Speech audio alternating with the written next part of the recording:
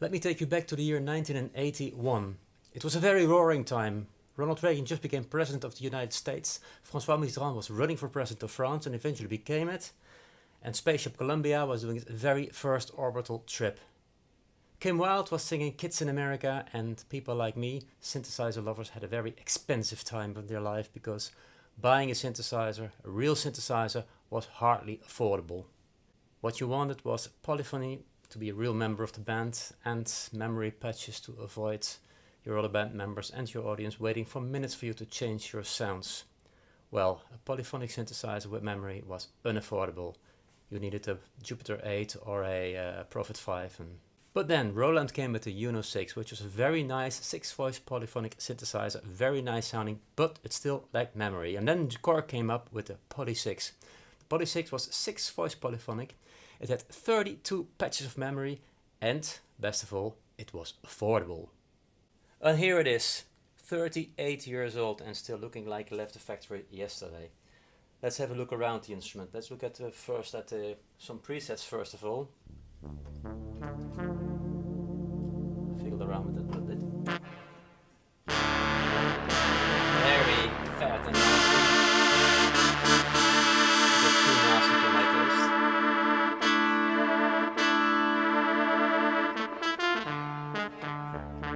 Here, have a look at this. It's really beautiful.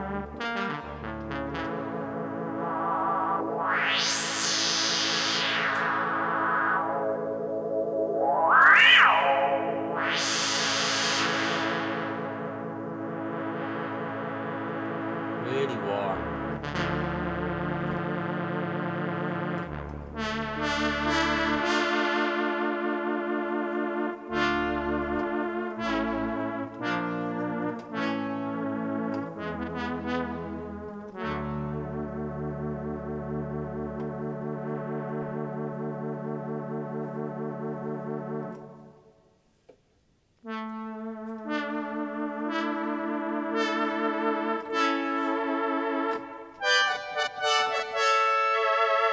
Who was that? I can assure you he didn't play that one on a Polysix. He did some other synthesizer. Bet you know what it is. But he could have done it on a Polysix with a little side effects. Let's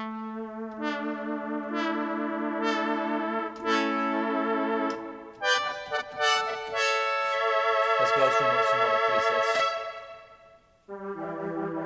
Very warm.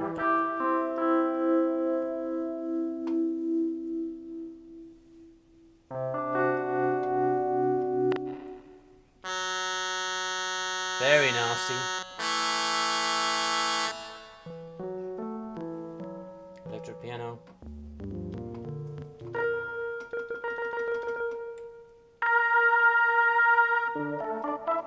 Organ.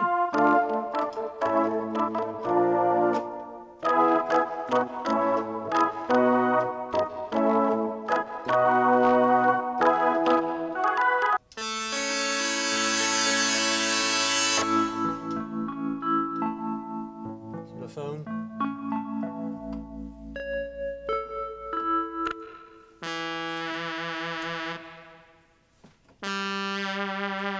Well, look to this one now. It's got only one VCO, which is rather poor compared to now, but at the time it was just fine. It is analog. In spite of the Junos with a digital oscillator, which was more stable, this is quite often out of tune, especially on stage. You don't want that really, but well, that's part of the game.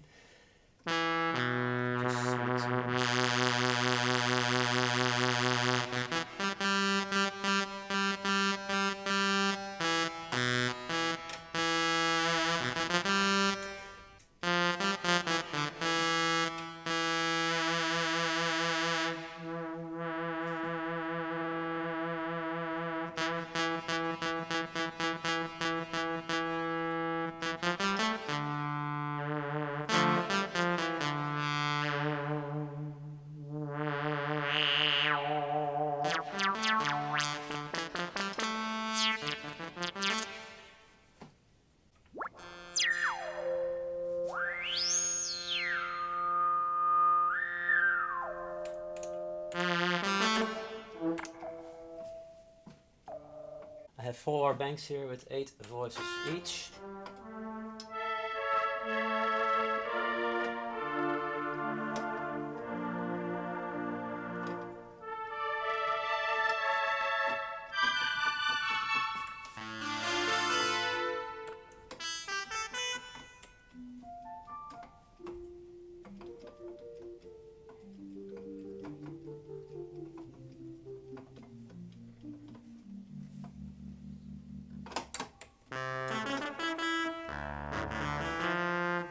That's polyphonic, you can put it on unison as well. Which makes it very, very fast, very fat.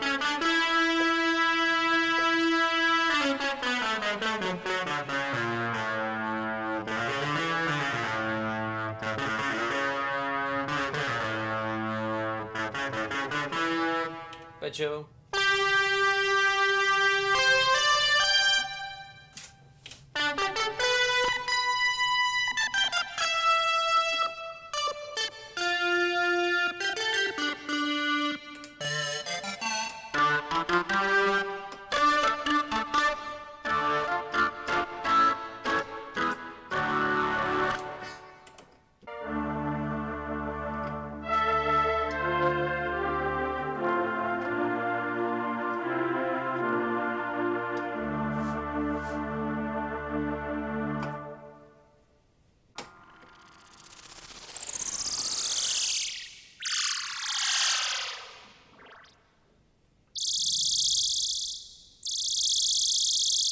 That'll kick your brain out.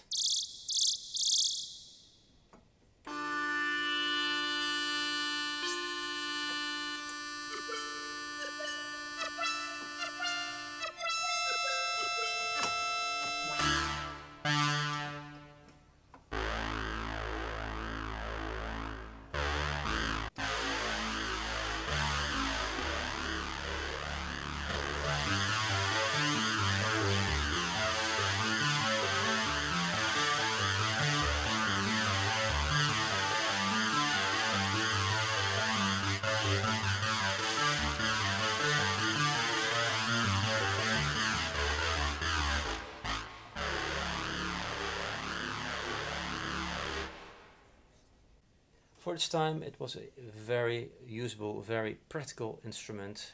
It sounds a bit thin maybe if you play it clean. You put some effects on it, makes it much better really, but it's still got some warmth and some very, very slightly unstable analog idea, which makes it very, very beautiful.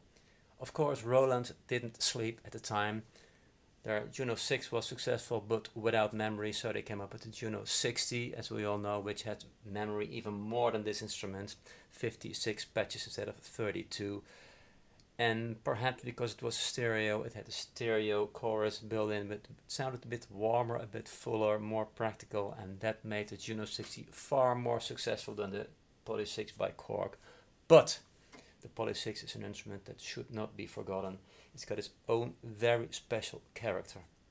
If you like this review, please subscribe to my channel, because as you can see, I own a lot of more quite unique and rare synthesizers, and I will make a lot of more reviews for you in the future. Stay tuned and thanks for watching.